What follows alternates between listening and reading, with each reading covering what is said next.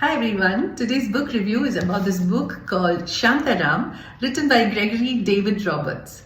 This is a work of fiction which draws heavily from the life of the author, which he himself has said.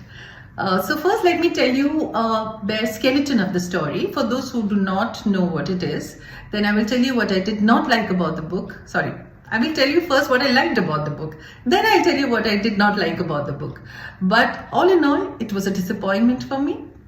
So the story is about an escaped Australian convict who is a native of New Zealand.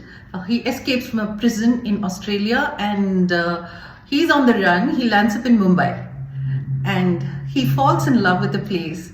He falls in love with the people there and he settles down here. He somehow settles down here. It's not in his plan, but that happens. Then he goes into the interiors of Maharashtra to a village. He stays there for some months, learns Marathi and Hindi. He comes back to Mumbai. He sets up a clinic in a slum and he gets to know the people there and he's kind of very happy over there. And he also has other friends whom he gets to meet.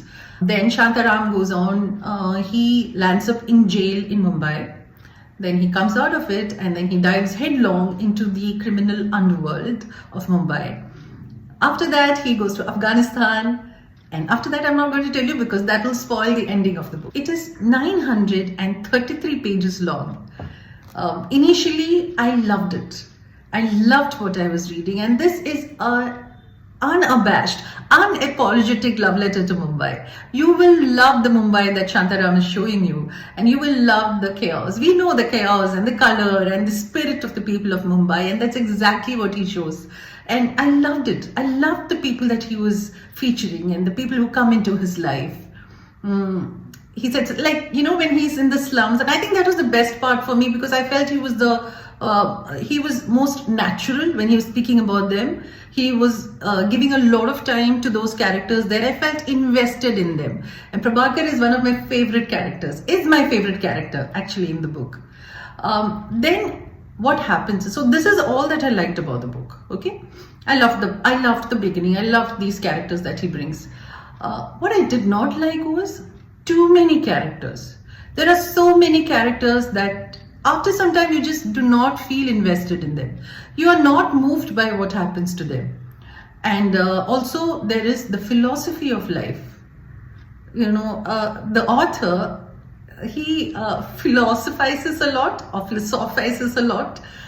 Initially it's great. I felt that I'm going to know everything about life by reading this book. But after some time, it just gets very annoying because it's distracting you from the story. Every second page has a philosophy. It's beautiful to read initially. I mean, it's lovely. You'll love it initially.